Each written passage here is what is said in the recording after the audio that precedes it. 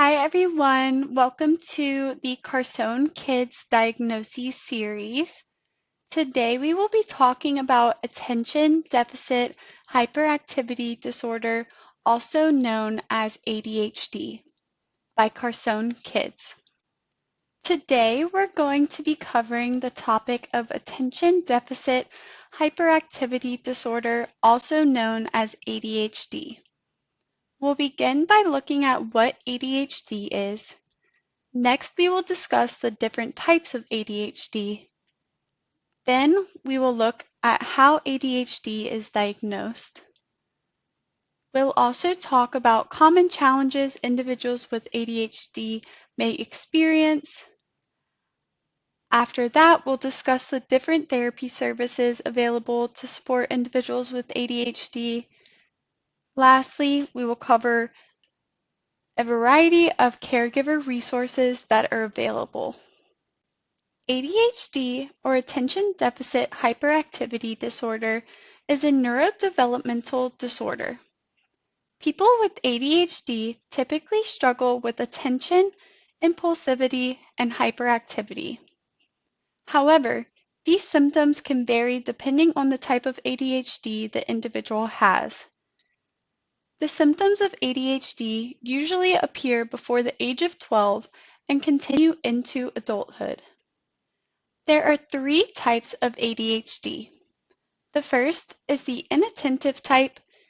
Individuals with this type often struggle with maintaining attention, staying organized, and completing tasks. Individuals may also misplace items frequently, have poor listening skills, have a short attention span, and struggle to pay attention to details. The second type is the hyperactive impulsive type. Individuals with this type tend to appear restless, act impulsively, and are constantly moving. Individuals may also fidget, talk excessively, have difficulty engaging in quiet activities, leave their seat often, and blurt out answers. Lastly, the combined type is a type that includes symptoms from both the inattentive type and the hyperactive impulsive type. ADHD is often diagnosed in childhood, but persists into adulthood. The diagnosis is based on a comprehensive evaluation, including patient history, interviews, and questionnaires. A diagnosis is typically provided by a pediatrician, psychologist, or a psychiatrist.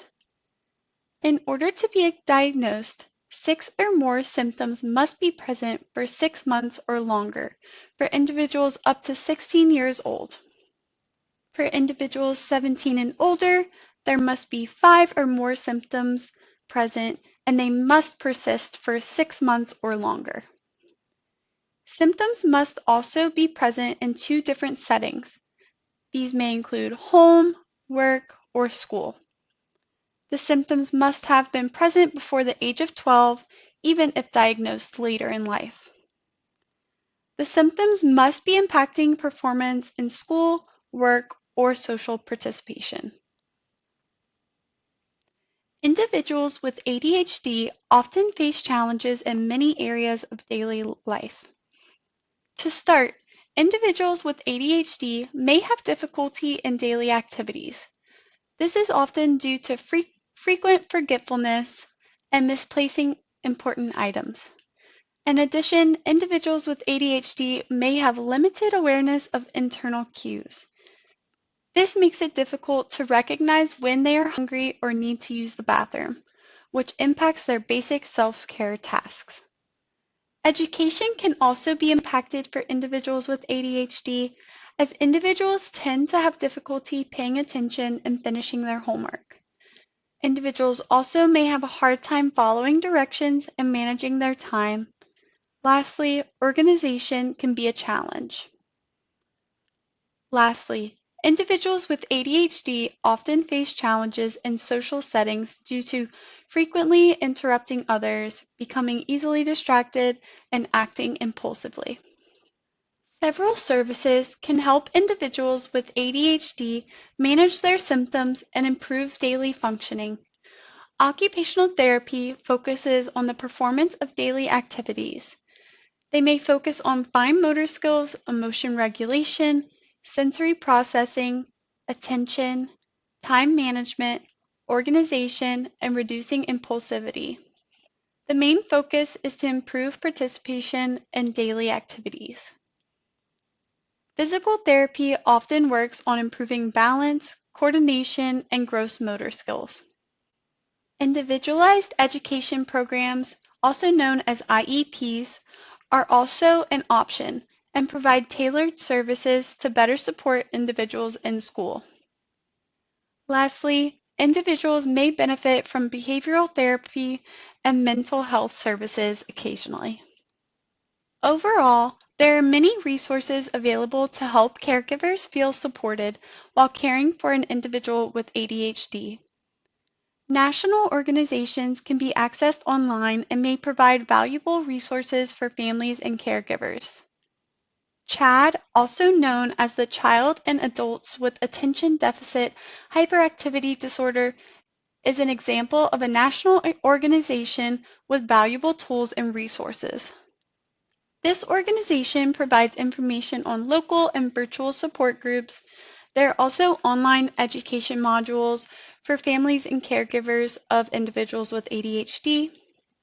Support groups are a great way to connect with others facing similar challenges and allow for building a community to share experiences and learning. Several online platforms also offer parent training programs offering information on strategies for daily support. Lastly, it can be beneficial to talk to your healthcare provider as they may be able to connect you to local support groups or other resources that can be beneficial to you. Let's review what we covered today. First, ADHD is a neurodevelopmental disorder that may impact attention, impulsivity, and hyperactivity. There are three types of ADHD: hyperactive, impulsive, inattentive, and combined. A diagnosis is made by a pediatrician, psychologist, or a psychiatrist.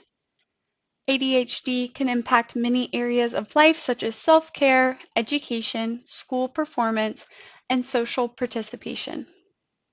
Occupational therapy and physical therapy are therapy services that may provide support for individuals with ADHD. Lastly, families can access support groups and parent skill training online or through healthcare providers. Thank you all. If you have any questions or comments, we would love to hear from you. You can reach us at carsonekidsedu@gmail.com. Thank you.